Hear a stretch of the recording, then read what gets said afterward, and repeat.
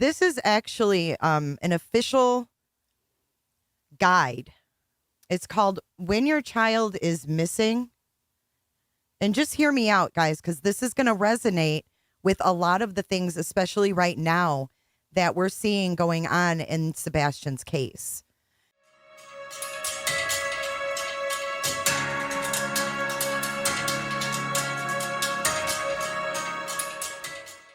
I've never seen anything like this. And, you know, this is what I call the blueprint, if you will, for families and parents of missing children. And of course, it's not going to be a tell-all thing, but let's walk through it. So in the beginning, the search. When a child is reported missing, emotions become raw, which can hinder the ability of parents to make rational decisions. Yet the actions of parents and law enforcement in the first 48 hours are critical to the safe recovery of a missing child. Knowing what you can do and what others can do and where to go for help will not only expedite the search and recovery, but will ease the emotional and financial burden of the search. So the first thing we're going to look at is the parent's role in the search, the first 48 hours, okay?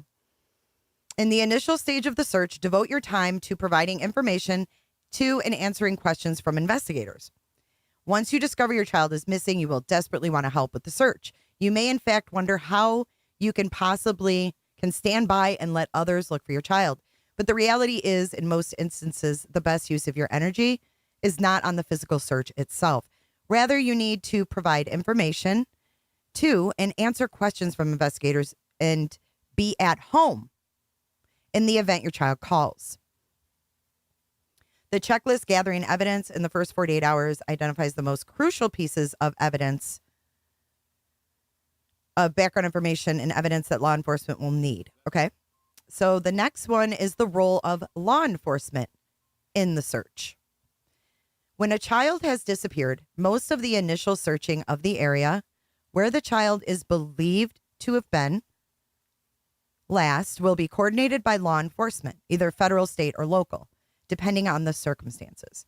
Law enforcement needs to direct the search effort in order to make sure that the search is performed properly and that the evidence located during the search and at the crime scene is properly protected and preserved.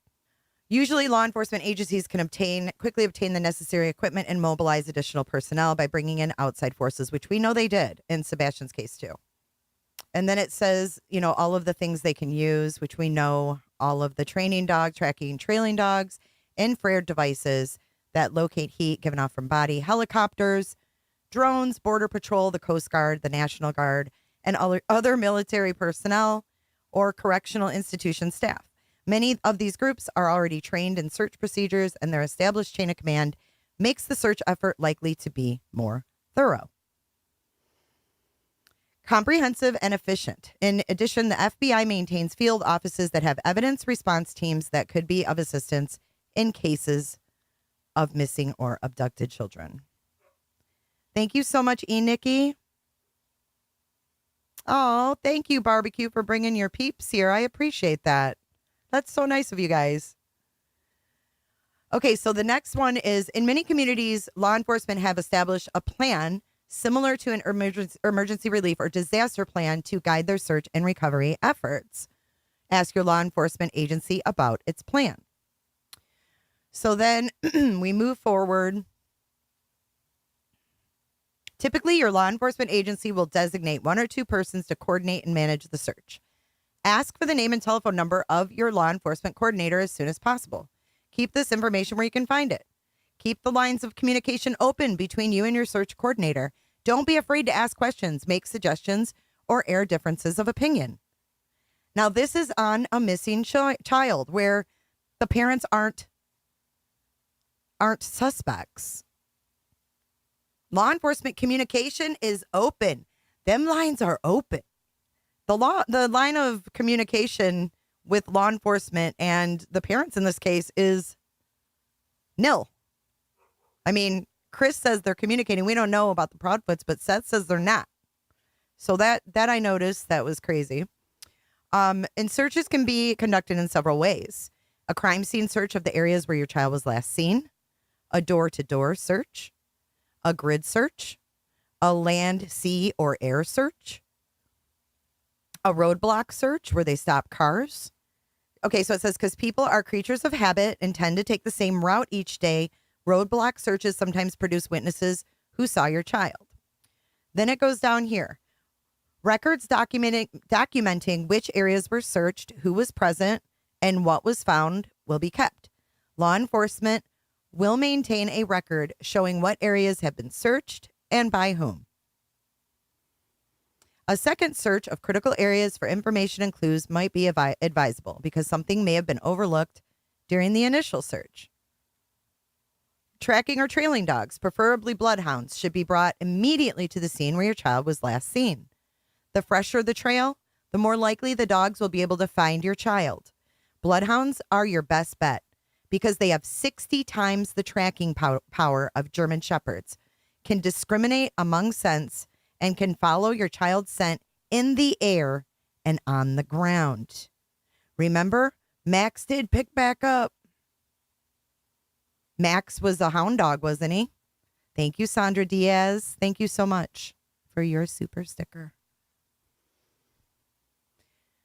I thought that was nuts, right? I mean, Max ran, like, remember the handler was out of breath and Max ran to the pond and dove in. So knowing that, 60 times the tracking power right away, and then they can smell it in the air and the ground. I thought that was pretty cool. This means they may be able to pick up your child's scent even if he or she was carried in someone's arms or in a vehicle. Interesting. It says here, if you don't have a cell phone, get one. Ask law enforcement to install a trap and trace on your phone. Because, you never know. If somebody has your kid, they may call you, right? They may call you. I'd be like, trace my phone. Do everything,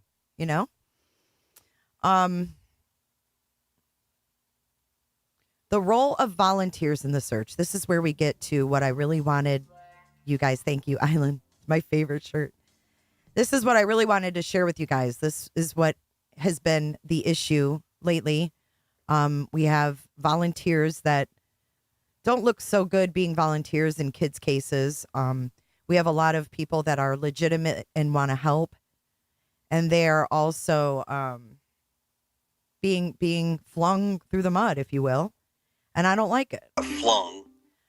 So I want to talk about the role of volunteers in the search for a missing child. If volunteers are used in the search, your law enforcement agency should still be responsible for managing the overall search effort. The extent to which volunteers are used will depend on whether additional personnel beyond the military are needed. A volunteer search coordinator may be needed to organize the volunteer search effort. Thank you, Lisa Rose. Oh my gosh, that emoji, you guys. Thank you, guys. I see a lot of members in here. Don't forget to join us in Discord Saturday at 7 p.m. Watch party. But yeah, beyond the military and a search coordinator may be needed. Try to recruit established. Now, this is important for those in the back. Tony and his team, TikTok Tony's team, the 4 T's. The 4 T's. Why are people such idiots? I want to go back to phones on the wall. Me too, Cuts Sharp. I'm with you. Annie Banani, thank you for your $10 super sticker. Happy Wednesday.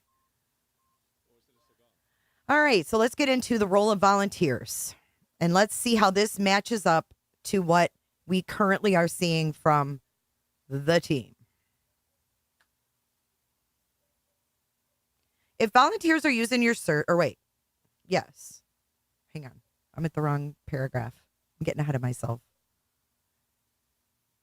To recruit established organizations, the key word here is established.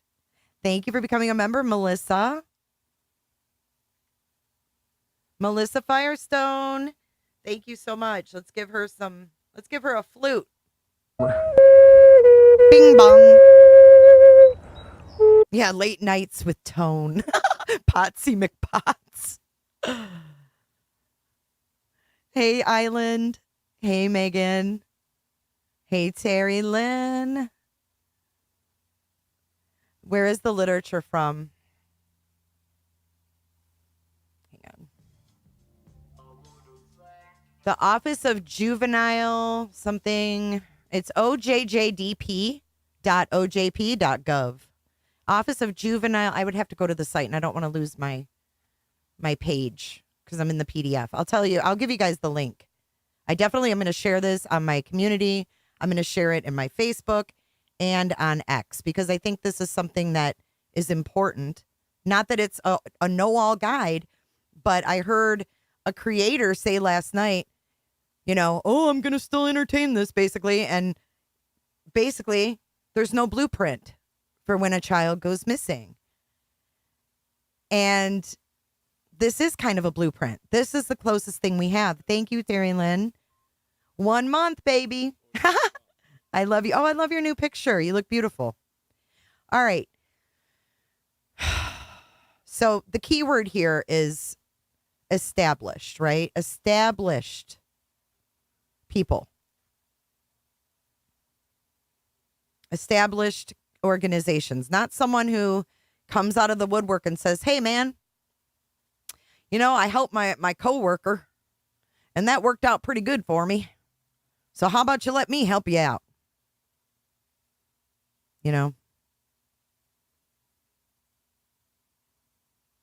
Majestic Peacock. I would love to answer that. Jay, was that ride really for veterans and we piggyback off them for Sebastian's? I'm so confused on that. All I know is that Jelly Roll was on the side of the road for a veterans run. It wasn't the same bikes. That's all I know. If you can't hear anything, you might want to leave and come back, but you can't hear me say that, so it doesn't matter. All right. So anyways, moving forward, this is very interesting. So try to recruit established organizations, agencies, or groups rather than individual volunteers in the search. The use of affiliated groups makes it possible to quickly gather and organize a large number of volunteers. It also provides an inner chain of command, which makes communication and training easier and provides an internal screening mechanism. See that? Screening. An internal screening. Do you know what that means? It means vetting, aka vetting. This is what you do before you bring people in, is you vet them. So they're saying organizations that are already established will have the resources. I heard he speaks to him 300 times a day. R8. Not 3, but 300. His friendships are on this scale of phone calls per day. I talk to him 100 times a day. I talk to him 100 times a day. I talk to him 5 times. Well, guess what? You never talk to me 0 because I don't want to talk to you. Never. What the fuck is this? And everybody's like, what the fuck is this? And Shell was the first one to hit a 48-month membership. That's so awesome. Roberta. Okay. I'm just going to keep going because I'm getting off track. So I'm not going to look at chat for a minute. The use of, okay, so I read that. When volunteers are used, request that the volunteer staging area be located away from your home. There will be enough traffic, chaos, and confusion at your home without the added burden of volunteer search teams. All volunteer searchers should be required to sign in each time they participate in a search activity. The sign-in procedure can be as simple as asking the searchers to show their driver's license and to list in a logbook their name, address, and organizational affiliations, such as the Boy Scouts, local labor union, place of business, Veterans of Foreign Wars, and keep all the records. A more elaborate sign-in procedure involves videotaping the sign-in search efforts. Although it is impossible to videotape every search from start to finish, videotapes that show the searchers, the sign-in process, and the search locations can provide valuable information about possible clues and suspects. Some situations that may seem innocent initially, such as the repeated appearance of an overly concerned searcher, may not be as innocent as they appear. Yes, Nikki. Chloe was vetting everyone. And in Seth's words, he said she wanted to vet everyone. She even wanted to know what kind of shoe size they wore when they were born. Babies with them high top white shoes on, with the real hard bottom. When they about. Who complains about vetting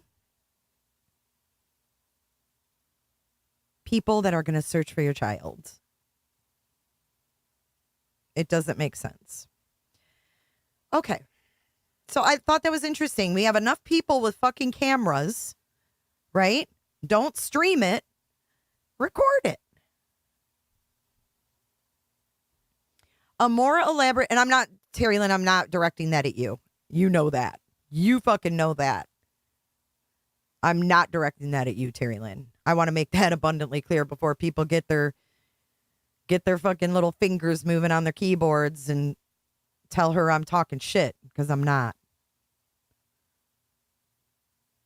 Absolutely, Potato. They should be fucking grateful she took the time to vet people. Of course. Of course. You should be so gracious of anyone that would show up and show out, you know? Request that law enforcement run background checks on persons volunteering for the search for prior criminal activity. What you are witnessing is real. The participants are not actors. Request that law enforcement run background checks on persons volunteering for the search for prior criminal activities. In previous cases, thieves, pedophiles, and even the missing child's abductor have been known to join in a search. Background checks can prevent misguided people from volunteering and sometimes can provide information that helps law enforcement conduct the search. So if this was being done the right way, none of these criminals would have been given any time of the day, right? Bing bong. No, they wouldn't have been given the time of day. And the thing that bothers me the most about Seth is that he was mad. Terry, thank you for your donation. Terry Lynn, I appreciate you. And you know I didn't mean that towards you at all. Hey, Wuzzy.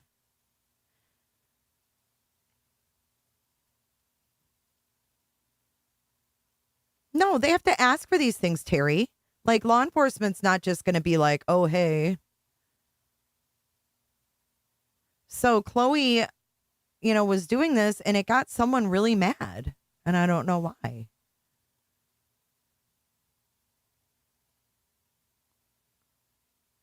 Oh, I have no idea, Tammy. That person, you know what? Who doesn't matter, or the people that mind don't matter and the people that matter don't mind. Does that make any lick of sense to anybody? Neither does it to me. Bing bong. Okay. Have your volunteer coordinator talk to law enforcement, which right here, to determine whether additional equipment or personnel are needed. Contact NCMEC, your state's missing persons, Okay. Further information about resources that can help in the search can be obtained by calling NCMEC. And we know that Sebastian is on the NCMEC. I'm going to tell you a little bit about what that is. Established in 1984 as a private nonprofit organization, NCMEC serves as a clearinghouse of information on missing and exploited children. It provides technical assistance to both citizens and LE, distributes photographs and descriptions, and networks with nonprofit service providers. So there says where their headquarters are. after the first 48 hours. So that was just the first 48 hours. Okay. First 2 days. He got mad because it was taking so long. So he just brought in some felons. Fuck it. I'm not waiting for you to clear the people that are here in our town. Fuck it. Just bring in the felons. That doesn't even make sense. It's so irresponsible. When the search for a child becomes long-term, not all parents can or will want to be actively involved in the search. Did you hear that?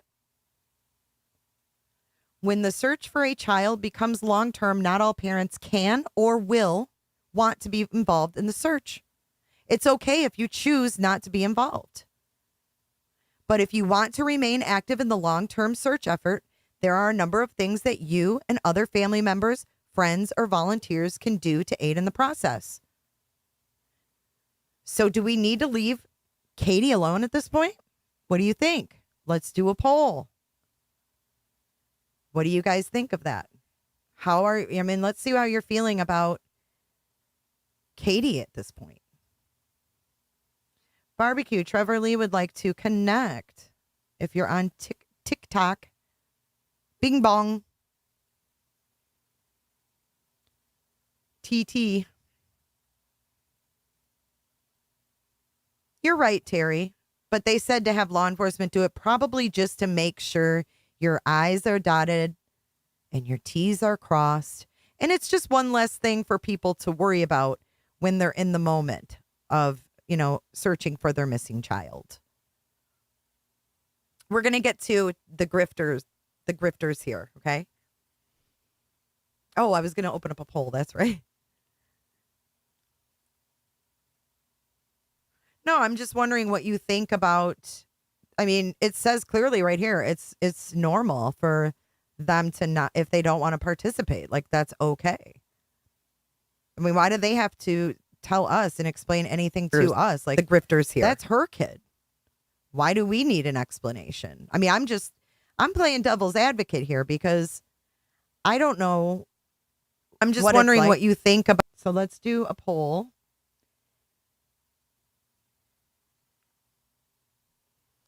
Do you think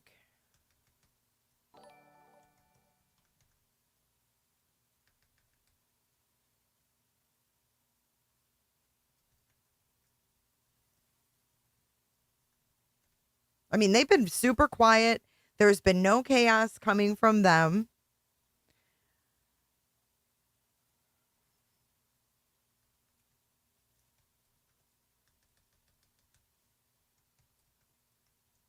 Hang on, I'm getting the answers in here.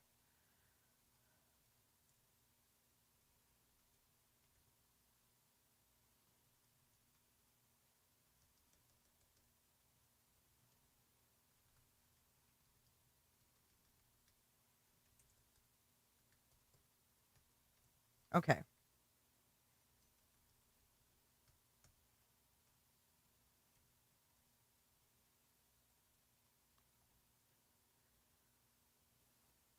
Okay, so the poll says, do you think that we should lay off the Proudfoots? Absolutely not.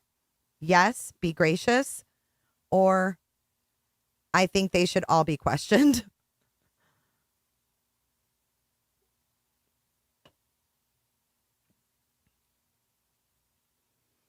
Okay, so while you guys do that,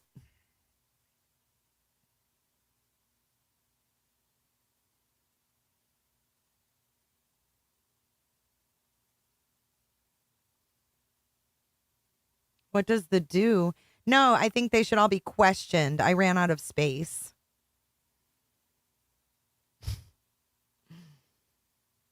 And yes, I agree with T-Love. Trevor Lee, keep doing what you do. Keep doing what you do. Okay, so here we go. This is after the first 48 hours. Develop a plan and set a schedule with goals for continuing the search. Work with law enforcement to figure out what role you and others can play in the long-term search.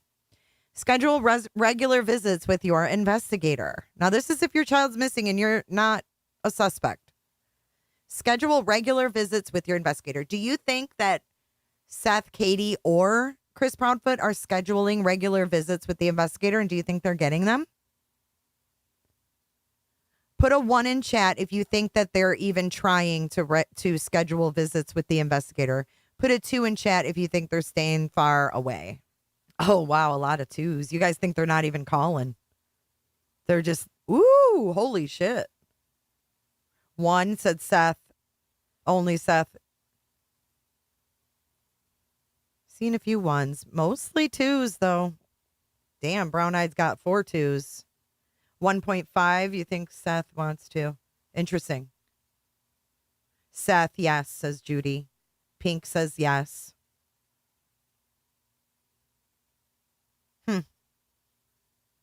Only speaking when spoken to, probably. That's what I think, too. I mean, especially Proudfoot, when he said that the TBI called him, and I don't know if you guys caught this, because it was on Cluminati's live, and it was long, but it was really informative. I still would like to go over it sometime. I'm just not in the mood to play Chris Proudfoot or any of those interviews right now. It's just it's gotten too ugly, you know? So I kind of want to just talk about how we can help, how we can get educated to make better choices, and to kind of educate my community here and what to look for and what's right and what's wrong, because, you know, getting duped by these people is just, it's not cool. And I am so proud of our online community for seeing through this grift that we're seeing take place right now. I'm really proud of you guys, because you knew when something didn't look right. You knew that. And you were vocal about it. And I hate when creators fight, because I'm not here to fight with no creator. Like, we're all in the same freaking boat as far as I'm concerned. But, you know, just taking a stand and saying what you think. If you know, we always say, if you see something, say something. Well, that goes for a lot of things and that are morally wrong.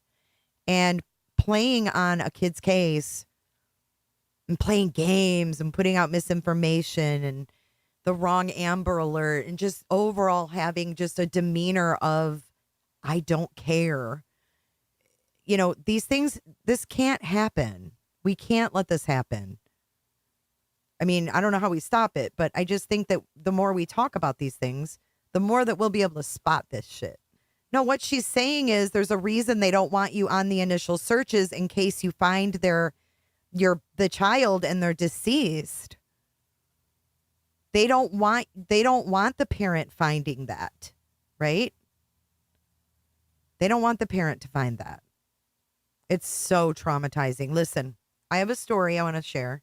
It's quick, but a girl that I went to school with in my hometown in Michigan, her daughter, April Millsap, went for a walk. You may have seen, you know, this on Dateline. I think it was on True Crime Daily. It's been on many shows. Anyways, April Millsap was a 14-year-old girl from Armada, Michigan. She took her dog Penny for a walk on the bike trail there in Armada, population 3,000, if that. And a pedophile named James Van Callis saw April, 33-year-old James Van Callis. And he followed her down to the walking trail, which was an old train track that was turned into a walking path throughout the whole county. And she started walking her dog on the path, and he walked up behind her and he hit on her. He made the moves on her, and she was like, ooh, what the fuck? And she texted her boyfriend and she said, oh my God, I think someone just almost kidnapped me. Well, her boyfriend was in another town where he didn't have signal, and he didn't get that until after. So she blew him off. She started picking up the pace. They had her cell phone data, which showed her, you know, walking faster and picking up the pace because she was trying to get away, you know. And he came up behind her with his he was on a motorcycle, and he hit her in the head with his motorcycle helmet. And he pulled her over into the woods where he attempted to sexually assault her. And then he put his shoe on her neck and stood on her neck until she couldn't breathe anymore. Now, when the girl that I went to school with, her mother's name is Jennifer. When she got the call, she had already called because April didn't come home from the walk. They found her body in the woods that night. Jennifer wasn't out there looking in the woods. The police were. And you are crazy if you think for 1 second if that mother would have walked upon that body.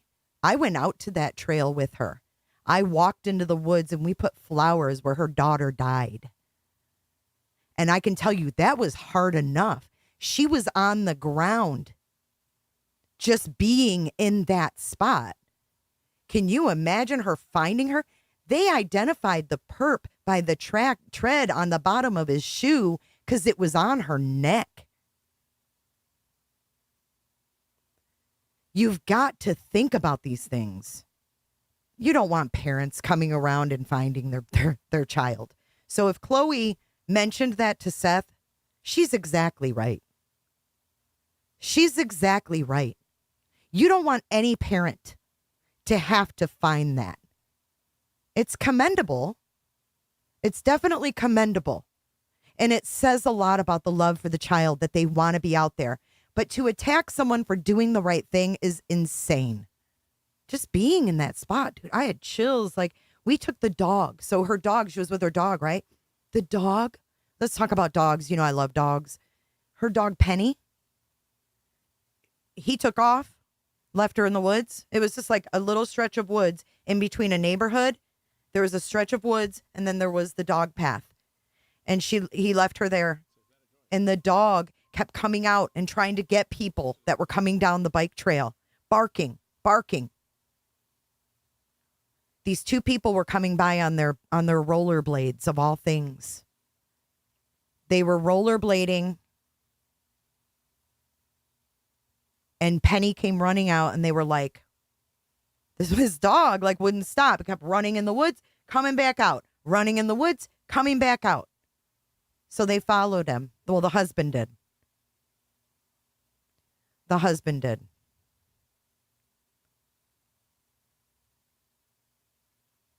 And he found her, and he called 911.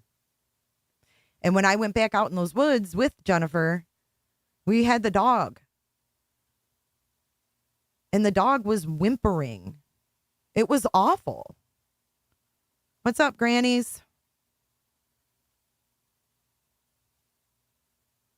Especially in the water. I mean, you don't want to see your child pulled out of the water.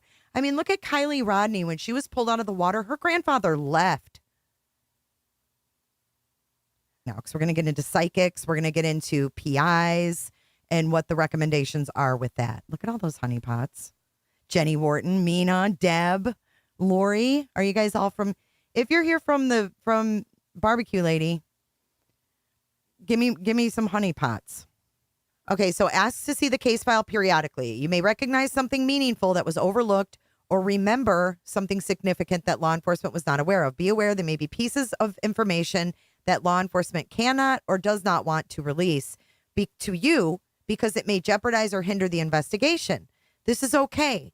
Some states do not allow the release of police reports until after a case is solved. Ask your search coordinator what information can be legally released to you or what you are allowed to see. It says keep a journal. Consider offering a reward for the safe return of your child. And then they have chapters. This is a long thing. I'm just giving you the gist of it. Find out what Crime Stoppers can do to help with the search. Crime Stoppers answers 24/7. And then it says down here, remember that whole thing? We're at the $3,000 for Sebastian's reward. I still have never gotten a clear answer on what happened with that. When you screen or do background checks on volunteers, protect the other volunteers also. Exactly. Right. Good thinking. You don't know who you are in dangerous situations with. Do you want to be searching with someone who's got a belt in their waistband and they're unfucking hinged? Huh? I don't think so. I don't think you do. Inquire about programs. Oh, it says right here about a reward. It says, talk with your law enforcement agency and prosecutor's office to see if they know of programs that can be used to report tips or offer rewards. Well, guess what? The DA is not. Do you think that Seth is going to the DA going, hey, dude, can you help me with a reward? Because that's who should be helping him.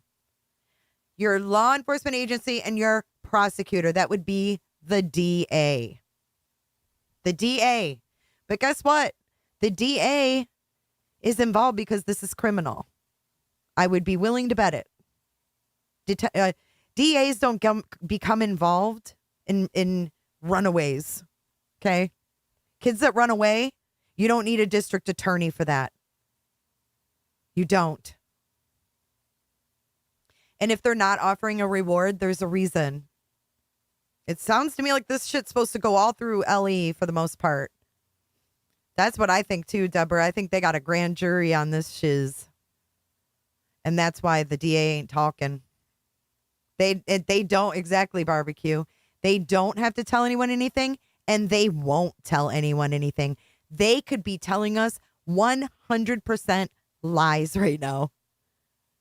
No, there's no reward, Jody. Let's not put false info out there. There ain't no reward. You find them, there's no reward. So if you're looking for that, it doesn't exist. And now we've heard that the DA was in the room when they saw the video. The DA had no comment yesterday. Why would they even be asking the DA? Contact NCMC. We went over that. Community awareness. Here, keep community awareness of your plight at a high level. If your child has been missing for several years, ask NCMEC to develop an age-progressed picture. Then place this picture on buttons, posters, etc. Keep media interested and involved, and make a list of political figures that you can reach out to. Blah, blah, blah. Here we go. Private detectives. The role of private detectives and psychics in the long-term search. So private detectives, if the immediate search is not successful, you may be tempted to try almost anything. Some parents turn to private detectives to aid in the search. Consider hiring a private detective or investigator only if you are convinced that he or she can do something better or different than what is being done by law enforcement. Be certain that you are not simply wasting money that can be spent more productively in another way. If you decide to use a private detective, the following tips can help. Always ask and check references to find out if the investigator is legitimate. Be wary of people who say they can bring your child back immediately for a specific sum of money. If you run into this situation, report it to law enforcement. Make sure you are paying a reasonable rate. Insist that the investigator itemize expenses. Make sure the detective has experience working with law enforcement. Law enforcement must be notified immediately of any leads you receive from a private investigator. This is important because, from what I understood, Tony, Mr. TikTok Tony, wanted all of the leads filtered through him. Make sure the detective has experience working with law enforcement. Law enforcement must be immediately notified of any leads. They should go directly to law enforcement. Inform your assigned law enforcement investigator about your decision to hire a private investigator. In most cases, this individual will need to talk to law enforcement before becoming involved in the case. Psychics. Keep an open mind and a closed pocketbook when considering the use of a psychic. Most parents are desperate to try anything, but they need to understand that there are very few true psychics. Many are fraudulent or, at best, misguided individuals who want to help so much that they have self-induced visions. Hearing their sometimes negative dreams and visions can cause undue stress, a loss of hope, or an unfounded sense of hope. If you are considering turning to a psychic, remember the following tips. Ask someone close to the family to record any psychic leads because that information is usually distressing. So these psychics that want to get on the phone with these parents, that's a lot. Because remember, they're not necessarily giving you a happy ending. Give all such leads to law enforcement. If any lead is highly specific, such as a particular address, insist that law enforcement check it out. Follow up with law enforcement to find out the value of the lead. Never allow a psychic to go into your child's room unattended or take items without making arrangements for their return. Regardless of whether some psychics have true visions, any purportedly psychic dream may be an actual observation by someone who is afraid to get involved. That is why even psychic leads need to be checked out whenever possible. So they're not discrediting psychics, but telling you what to look out for. Don't call Dion, right? So this is our last part. I'm going to give you guys the link to this. There's a bunch of chapters. Overzealous individuals. Be prepared to encounter a few people who are fanatical or obsessive in their behavior or in their desire to help. Keep in mind that some people may try to use your loss to gain attention for themselves. Let me read that again. Keep in mind that some people may try to use your loss to gain attention for themselves. Protect yourself from people who might be delusional or who may prey on victims through scams or by offering false hopes and expectations.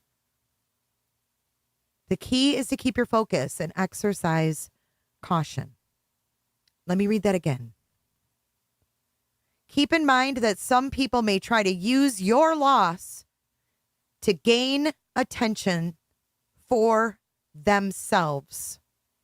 So we have the key points in here about the search, and then the other pages are more detailed, like secure the room, don't touch anything, don't let anyone sleep in your kid's bed, be prepared to give investigators all the facts, describe in detail the clothing your child was seen wearing, make a list of personal identification marks, gather personal items, think about your child's behavior and routine, be prepared to discuss where your child played or hung out and what was the usual route taken to and from school and what other paths of travel might have been taken. Be specific about what your child did for recreation, including playing outdoors, surfing the internet, and other activities. We were lied to in the beginning about Sebastian surfing the internet. Were they honest with law enforcement in the beginning, or did they just lie to us? Because why would they lie to us and tell the cops the truth? Try to remember any changes in your child's routine or any new experiences. Look at calendars to see if there's any clues about the whereabouts or the identity of the abductor. I mean, is Seth interested in this information if he thinks that his son ran away? Anyways, routines. Did your child get a new coach? Join a soccer team? Did your child start hanging out or playing in a different area? Did your child keep a diary? Has anyone ever asked these questions? I'm sure law enforcement did. Write down as many phone numbers as you can. Offer information for your prior in-laws and relatives. Include anyone on your list that you feel might have something against you or your family. Make a list of everyone who routinely comes to your home. Postal workers, meter readers, garbage collectors, repair persons, salespeople, and so forth. Make a list of new, different, or unusual people and circumstances in and around your home or school within the past year. Think about you or any of your neighbors. Have they had any home remodeling or home repairs done in the last year? Were any houses listed for sale in the past year? Have there been any road construction or building in the area? Have any carnivals passed through the area? I mean, are these questions being asked to them? Because if they're not, they don't think this kid was abducted or ran away. Your partnership with law enforcement, we're going to have to go through more of this. Most people do not believe they will be victims of crimes or that their children will be victimized.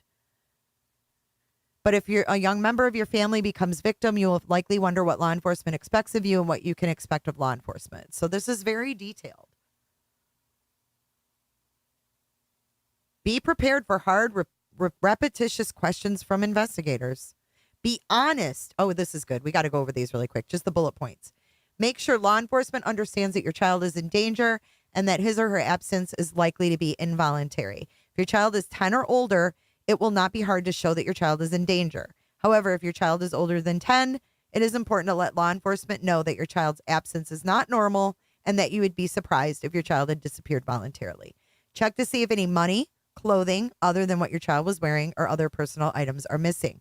Let law enforcement know how your child is doing in school and if your child has quarreled recently with you or a friend. Be honest, complete, and forthcoming in your statements. Fully disclose all recent activities, and conversations with your child. What may seem insignificant to you may be important to an investigator. Be prepared for hard, repetitious questions. Don't feel guilty about relaying suspicions about someone you know. It is not often that a stranger takes the child. You may not want to believe that it is someone you know, but keep an open mind and consider all the possibilities. Above all else, trust your feelings, instincts, and gut reactions, and share them with law enforcement so they can be checked out. Do everything possible to get you and your family removed from the suspect list. Oh, yes, do everything possible. I mean, this is right here. They want to get you off that fucking suspect list as soon as possible. They don't want you on that suspect list. They want to clear the parents so that they can find the kid. As painful as it may be, accept the fact that a large number of children are harmed by members of their own family. And therefore, you and your family will be considered suspects until you are cleared. To help law enforcement move on to other suspects, volunteer early to take a polygraph test. Insist that both parents be tested at the same time by different interviewers or one after another. This will help to deflect media speculation that one of you was involved in the disappearance.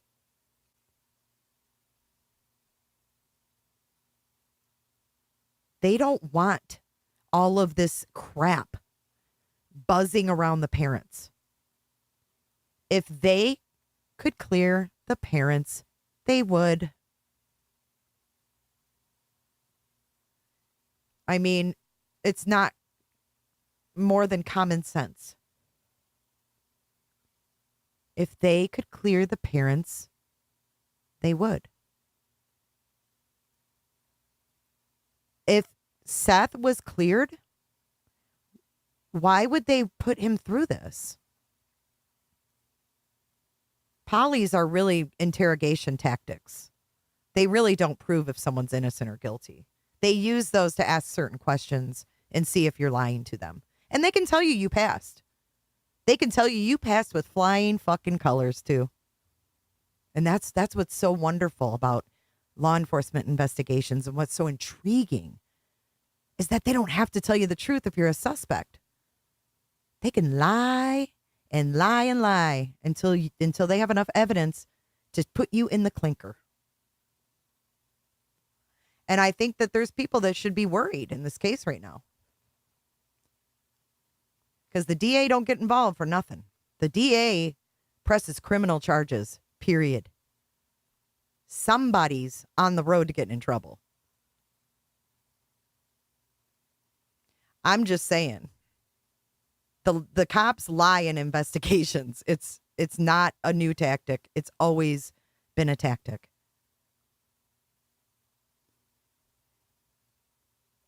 Blue Bella, how can you even say he didn't realize it? He said he let the kids stay up all night playing games.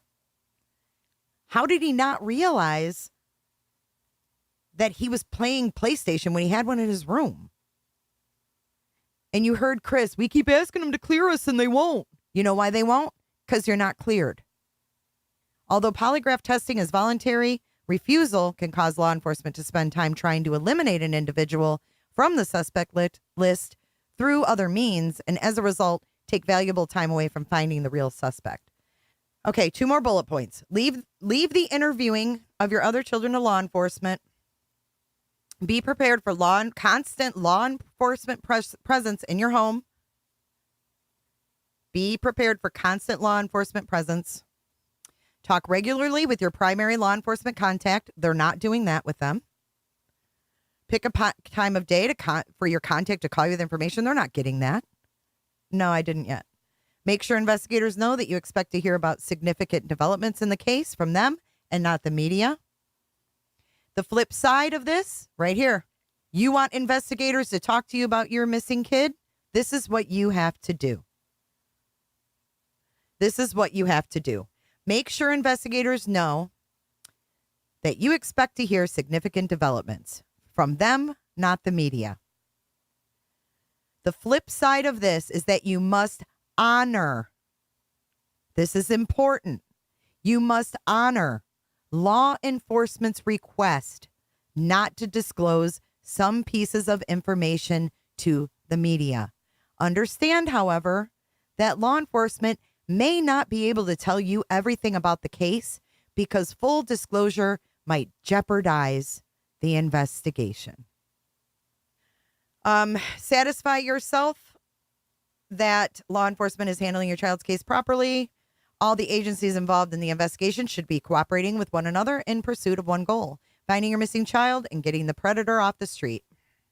So there's a lot more to this, but am I being too hard on expectations? But this is a layout, I mean, of what is to be expected.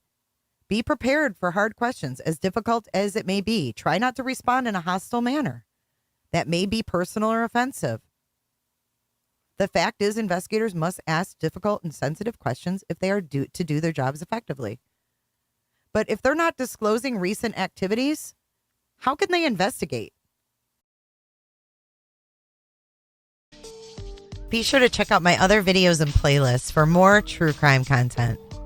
And if that's not enough, you can join our Patreon. Don't have a tinfoil hat? It's okay. We'll make you one. It's that easy. See you guys in the next video. See you later. Bye.